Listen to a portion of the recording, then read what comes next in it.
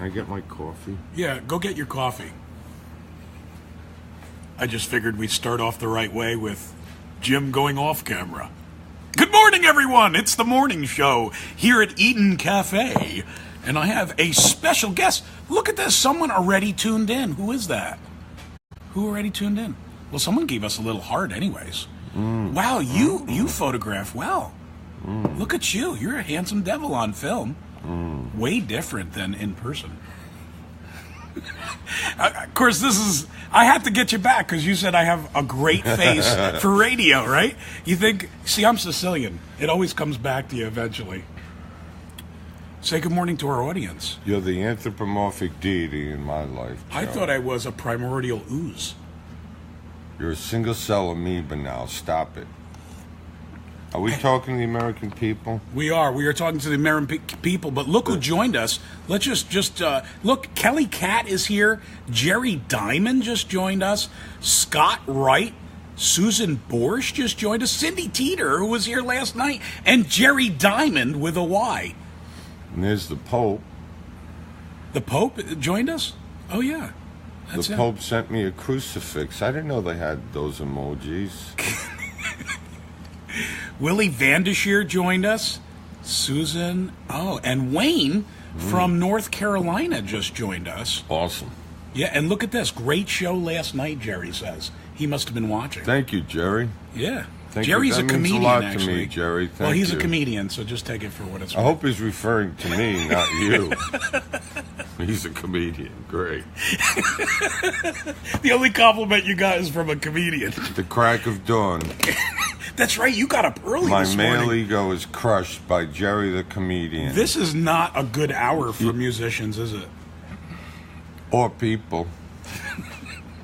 That reminds me, at one of the shows, this lady on break, she said, "Tequila Jim, you ceased to amaze me." And then she That said... means that she stopped being amazed when she saw Try you? to keep up, Joe. Okay. Try to keep I'm up. sorry, go ahead. And she said, but you sing better than the clown I saw last week.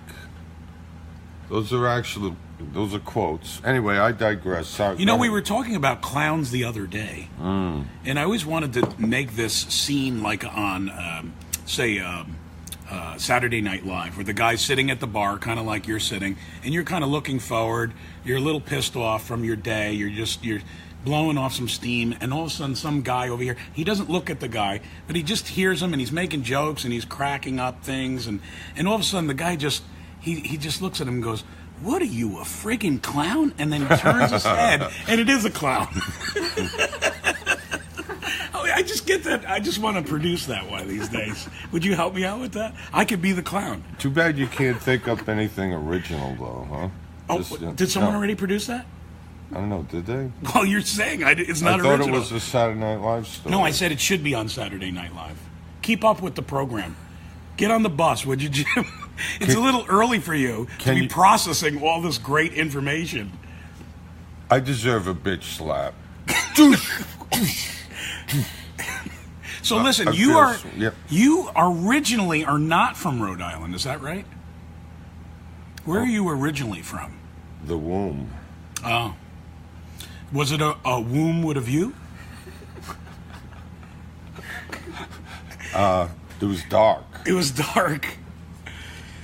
So it was nice, though. It was warm. Always the right temperature. I was fed well. And that's why you're on the autism spectrum now, right? Oh, boy. All right, so listen. All right, so you're not from Rhode Island, though, I think I probably am on that spec. You know, I know, I am, too, to be honest with you. I think I am. Anyway, go ahead. No, where are you originally? I'm from Rhode Island. Oh, you're originally you were born and raised in Providence, Rhode Island. All right, so as a native Rhode Islander, I got a question, and maybe everybody knows the answer to this question. I just don't. It's not an island. Why do they call it Rhode Island is an island. It's an island. Yeah. So it's not surrounded connected by what? Right. By anything. Other than bridges. We have moats. We have boats and things that we have to... I thought it was more like a road peninsula. but it's not. Well, actually, Block Island, which is absolutely a beautiful location, Yeah. is part of Rhode Island. Block Island is not an island. It's a peninsula. I don't know. All right. We're getting a geography lesson here this morning with Tequila Jim. Yeah, Rhode Island so is an island completely separated believe that? from the mainland. You actually believe that? No, I don't. I just was going with it. That's what you do in showbiz. You just keep going with it. I'm the straight guy. Where's the funny guy? Where's the Rat Pack? The Rat Pack is are they actually late? No, actually, Richie Phillips is coming, the piano player, to do a tribute to the Rat Pack. I love your place. You like this place? The coffee's very good, black coffee. Way better than the Mick coffee. Right. Yeah, no, Rhode Island is not an island. It's not an island. Okay, so why do they call it Rhode Island? I don't know. You got to stay in the picture. Oh, hi. That's okay. You don't know, but you're a native Rhode Islander. I am. All right, so let me ask one more question, and then we'll get on to you. I try to look at it, in global terms. I'm an Earthling. I'm part of the humanity that resides on Earth. Okay. So we're all Earth people. Not from the inner Earth, the hollow Earth theory thing. That's too deep. It is very deep. That's why it's inside the Earth. Right. Okay. So, one more question, though.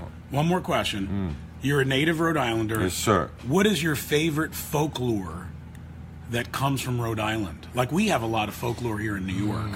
Is there, like, a favorite story that they tell? Like, here in New York, we have Rip Van Winkle, the Headless Horseman. What do you guys got?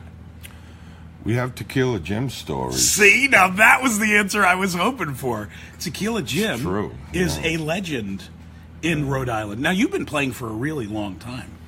I have. We won't say how long, but, like, you've been out west. You've toured out west. You've been along the eastern seaboard. Right.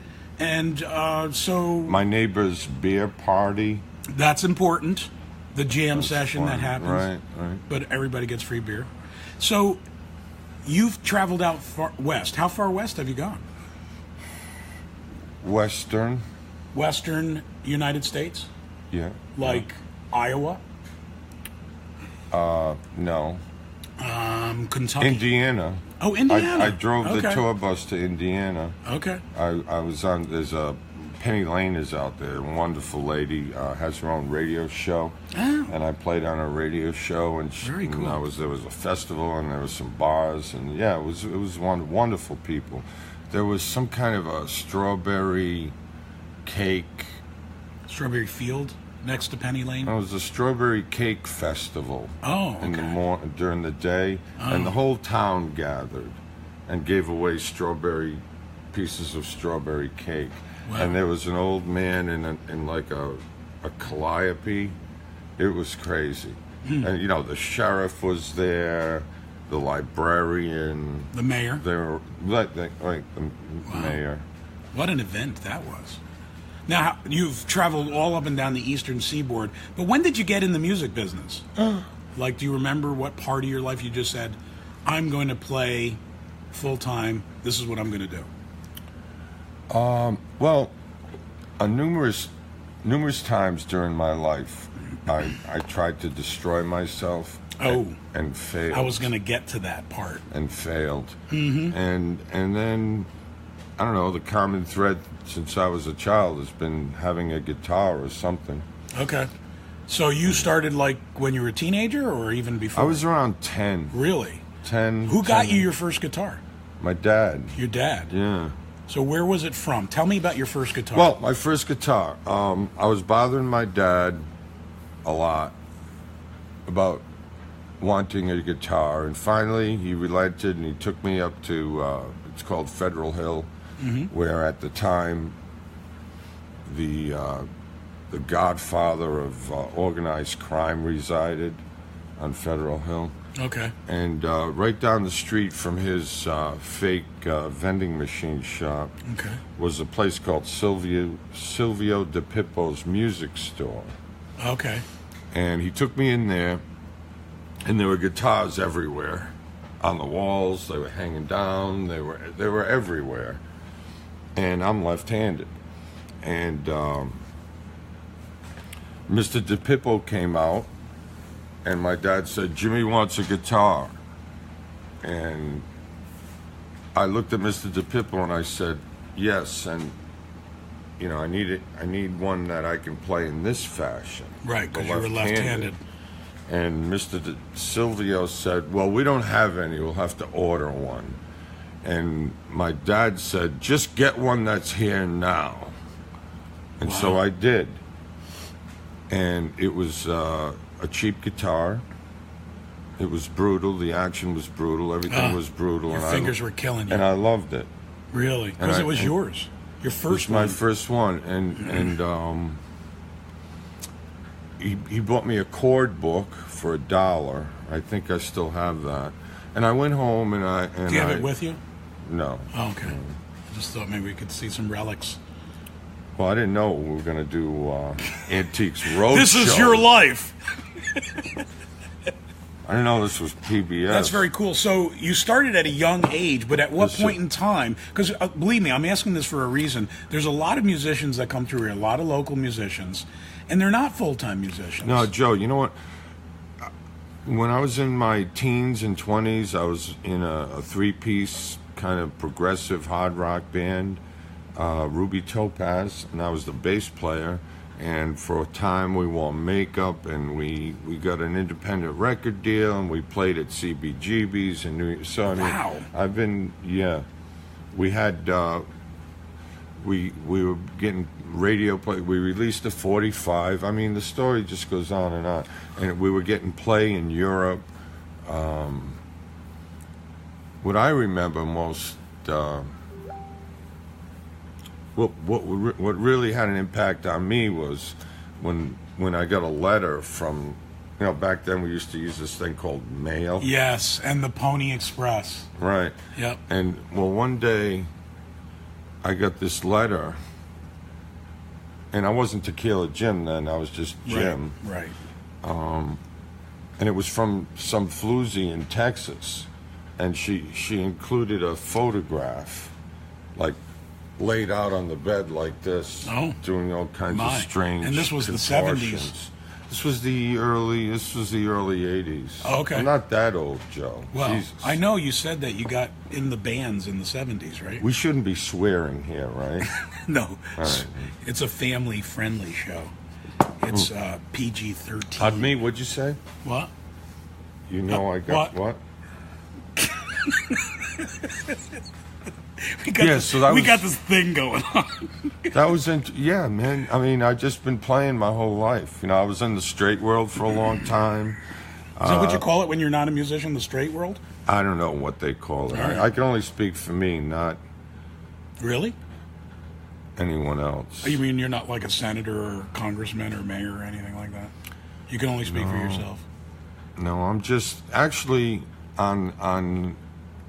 Well, all the major, there's Sit on my Facebook, there's Kinked In, there's YouTube. I refer to you, because in Rhode Island, right? YouTube. Yeah. On Kinked In, I list my careers and my work history, and I was the assistant deity, master of the universe of the sheeple, for 113 years. Wow. And when my anniversary rolled around, suddenly everyone was congratulating me on my anniversary as... Of 113 years as the supreme leader. That's right. Yeah. Wow. And not many guys have that on their profile page. I mean, I'm probably the only one. I mean, it's on the internet, so it's got to be true, right? Right. And I was also... director of the Ministry of Agitation and Propaganda. I served in that role for a while. Okay. Yeah. But that wasn't under the Trump administration at all. I don't know that guy. Oh, okay. But I was in the straight world, and I climbed high, and I did a lot of good things in a corporation, and then I exposed wrongdoing, and then they set out to destroy You were me. a whistleblower. I didn't have any whistles, but I did expose. Do you want to tell us what you exposed? No. Okay. No, because they made me sign 30 pounds of documents indicating that I could never talk about it. But can you write music about it? I choose not to. I see. I prefer to write about chicks and girls and stuff. All right. No, actually, I write a lot about pain and life and love and... You know, I was going to ask you about that because I was listening to your songs last night. By the way, you asked me at the end of the night, how did I do? You did phenomenal. You are a consummate professional. And you know, I see a lot of guys get on the stage and they understand. They're novices. They're new at this. But you can see the history and the years of experience that you have on stage. Just you're comfortable on stage, your voice, you know how to work with the microphone. I'm serious. You're I don't know how to say it. You know, for a guy with this much talent, you had to really try to stay away from making it big. You had to like try at it. You know what I'm saying? I mean, you're good. Your songs are good. Your voice is good. You play a great guitar. It's awesome stuff that you do. Well, you're too kind. I mean, yeah. Well, I know. It's hard to take compliments. I know. I understand that. I have three... I try to make complicated things simple. And things that are simple, I try to leave simple. So, in terms of what I do with music, I've got three priorities. Number one, don't suck. That's important. Right. Just don't suck. So you can't wear like a Yankee shirt or anything like that, because that would be sucking, right? That's not appropriate. You said this was a family show. Well, everybody says one, Yankee sucks. So don't I'm sorry, suck. I got you off track. I went down a bunny trail. Number two, have fun. And of course, number three, have fun. And I try to keep it that way. That's cool. Hey, let's take a quick break here because a lot of folks have joined us since the last time that we took a look here. Let's see. Can someone send the SWAT team, Look please? at this. Can someone please liberate me from this hell? All right, so there was Jerry, and who's this? Lucy, and Kerry King joined us, and Cindy. Good morning, Jack. Good morning to you. Oh, Norman Bates. Jim and Joe. Norman Bates. Oh. Norman Bates. And his mother. Look at Lucy. that. Sharon and joined us. Ricky. We know who Sharon is. And Carolyn Decker joined us. And Ralph, good morning to you guys. Jane, good morning. Donovan. The Beaver. Oh, my goodness. And all my favorites. Wally. Oh, and Sharon. Okay, good morning. John Romeo, he's an actor here locally. Barney Kelly Fife. Cat. See what Kelly Cat saying? Wonderful. Kelly Cat says, listen to Joe. He knows what he's talking about. See? At least I have somebody backing me up. Thank you very much, So Kelly. I can leave this hell? Why don't you just take over, Joe? This is paradise, Why don't man. you just let Mary joined us. Beth joined us. Good morning. Can I just leave and you can expound on all the greatness I exude? Well, I had to say it because when I said back to you, you did a great job. I got the feeling that you didn't believe me. Oh. But is it just hard for you to take a compliment? You know what? You finally asked a good question. Okay. I guess I don't. I'm insecure about it. Okay. I mean, I don't want to just be good. I mean, it's good to be good, but I really want to be better than good. So, and the other thing is, and this is really important to me, I just want to make sure, with all the kindness you've shown me, and it's just a wonderful place. Yeah, but you haven't gotten the bill yet, so you may want to hold on. I just want to make sure I didn't let you down. Oh, no way. And wherever No way. I've been looking forward to this for a long time. Now, let me ask you a question. Earlier on, when we first met over the telephone, we wrote your bio. And in the bio, we said something about hitting the wall several times. Ooh. Can you share that? I mean, because could. your music is reflective of a lot of what you've been through in life. And I want to tell you something.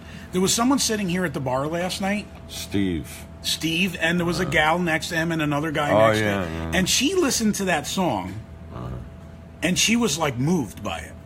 She listened to the word. Matter of fact, she goes, I want a CD, but is the words printed in the CD? Yeah. She's the one that said, are your words anywhere? Yeah, she wanted the words to your song. So she heard you ministered to that person as you sang that song.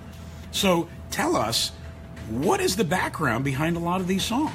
I mean, you hit the wall. Can you tell us what that was? Oh, boy. Want me to get tissue? Well, no, look. I mean, I've hit a lot of potholes. I mean, I've struggled in life. Good years, bad years, some really, well, like I said, I mean, I made a great effort trying to destroy myself and failed. And, I'm not a young kid. My mother used to call me Stravoxilo. Which is Greek for... Crooked Stick. Crooked Stick. So that should be the name of your next album. Crooked Stick. The life and times of Tequila Jim. I mean, it's been, you know what? I'll tell you what. I have not been cheated out of life. I have not spent too much time being bored. It's been a little while. I mean, I'm not proud of a lot of it. So anyway, after all the, and then I got hit extremely hard with a deep, dark depression for a time. I actually had the electroconvulsive. That's the user-friendly name now, but it's electric shock therapy. So they put those little things on your head? Yeah. Wow. And that's quite a story. So, I mean, I have all these stories and experiences. So when Dylan went electric and you went electric, it was two different stories altogether.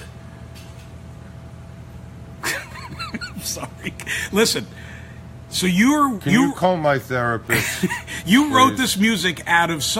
I mean, isn't this what they say about artists, though? When they're in the valleys of the shadow of death, right?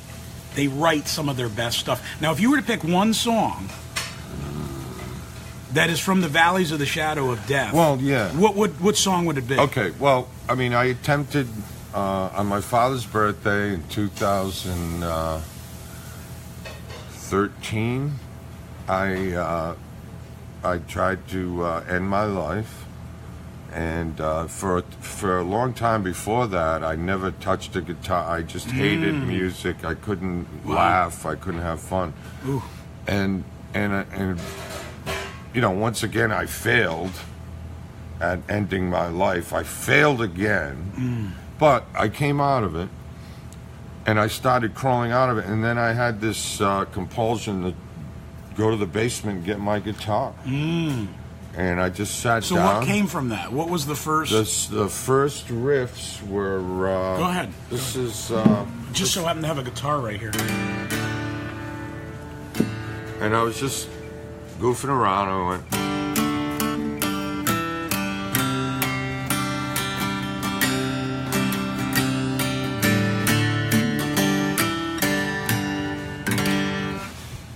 And I liked it. And something clicked, and within maybe a day, I mean, quickly, all of a sudden I had a song. And up from the ashes, actually, came the roses of success.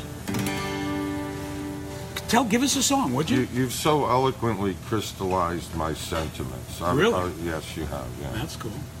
That's all just a bunch of BS. Well, let's take it on the road. Play us a song, would you, Tequila Jim? And, well, this is the Lost Along the Way. Oh, let's hear it. You're asking me about all this, and this is the song that... Which, by the way, is available on Amazon? Is that right? I guess, yeah. CD Baby? Yeah. iTunes, Spotify. So you can get Tequila Jim's... What is the album they should look for to get right now? Lost Along the Way. Lost Along the Way, and here's Lost Along the Way?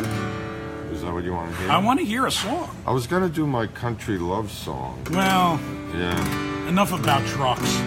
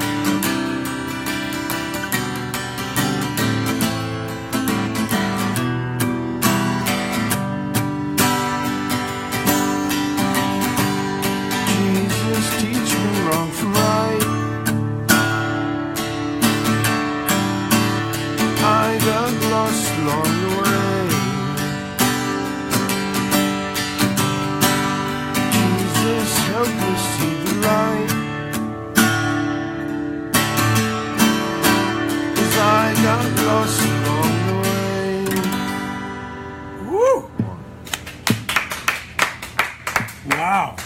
Yeah, it was all right. Yeah. But, I got lost along the way.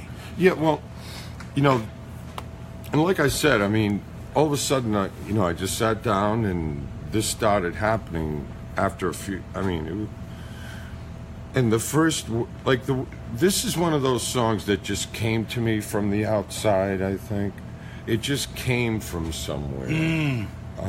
I don't feel like. I mean, I'll take credit for writing it, but I don't feel like you channeled it. Right. Yeah. Thank you. Yeah. It was delivered to you. I think it was because after this song, suddenly the writing started coming. I mean, it's you hear about it was like a floodgate. It just opened it up. Yeah, well, every time. I mean, I could just write every kind of song and different thing and ideas and everything just started. I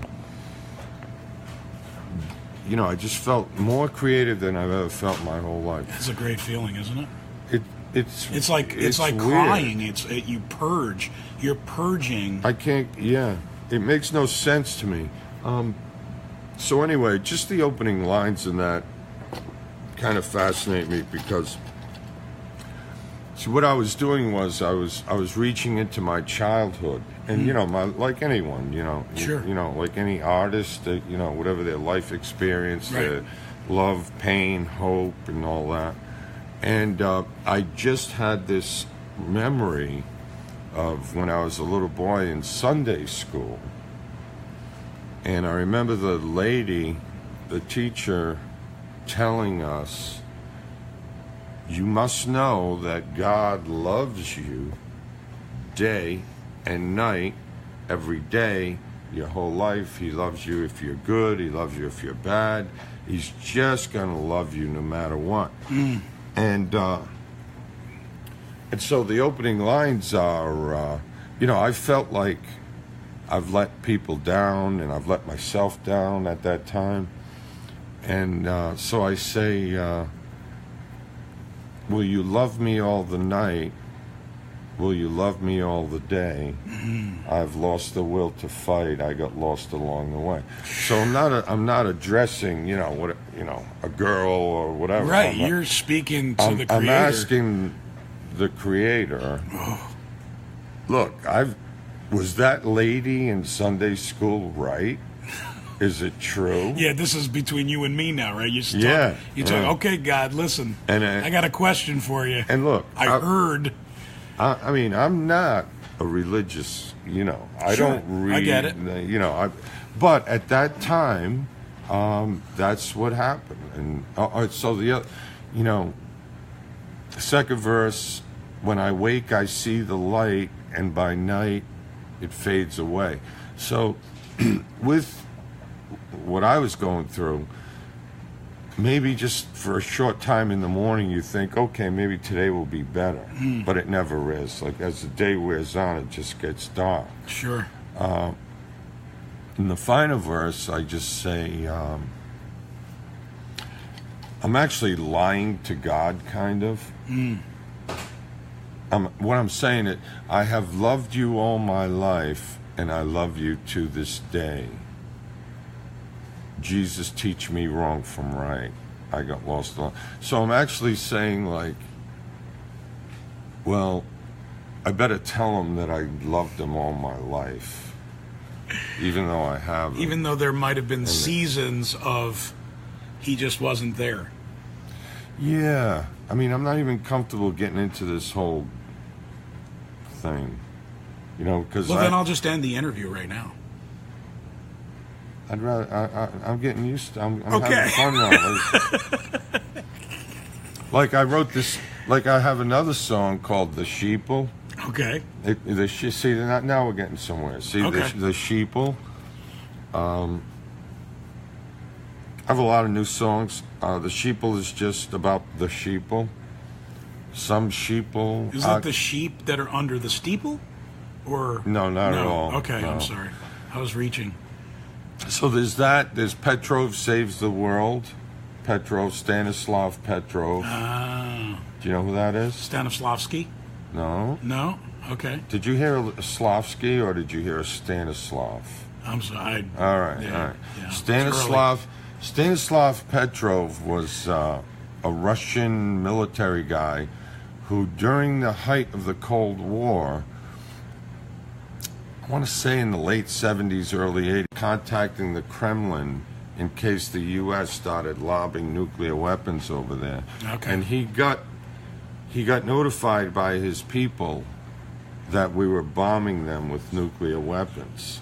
And what he was supposed to do was let the Kremlin know, and the immediate reflex by the Kremlin would have been to just bomb away. Right. But he thought there was something wrong. So anyway, I wrote a song about him. I wrote so you've covered a lot of territory. Oh, yeah. Not just your own personal valleys, but historic things that have happened. A little bit, just, here and there. But mostly, goofy stuff. Like Super Cindy? Oh, yeah. Super Cindy, yeah. She's great.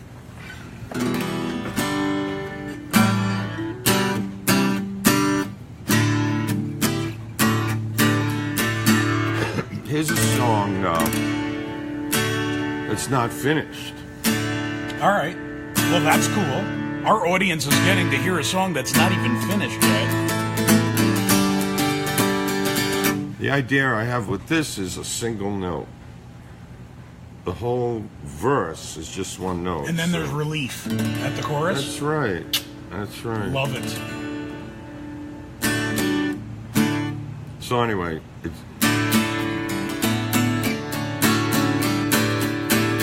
Get a cup of coffee and a light a cigarette. Waiting for you, baby, but you haven't shown yet. If you gotta make it on a tonight. Just tell a little bullshit story. Right.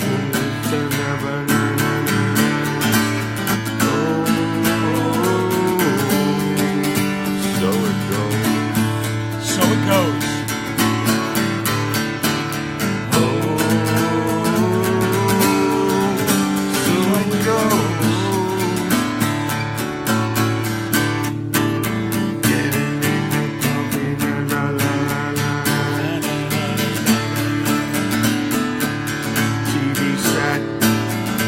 Checking out Vanna White, Pat say Jack, bake some cupcakes. Being on the morning show with Kevin. Oh, here's the picture.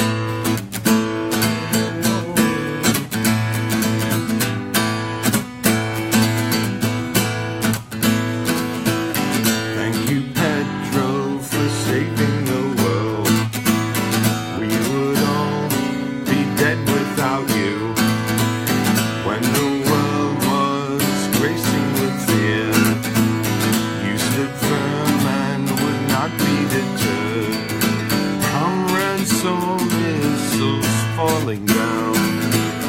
You determined it's a false alarm. Call the Kremlin next time around. Save the world from doom.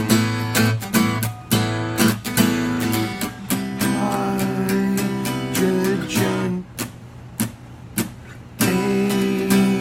H-bomb plutonium.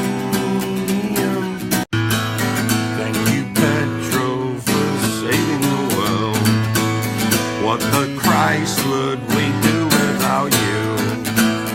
When the world was shaking before, you stood firm and would not be deterred.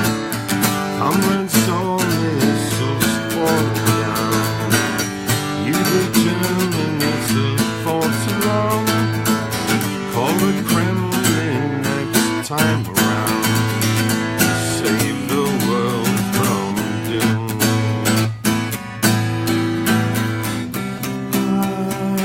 Hydrogen H-bomb plutonium sun, the big one.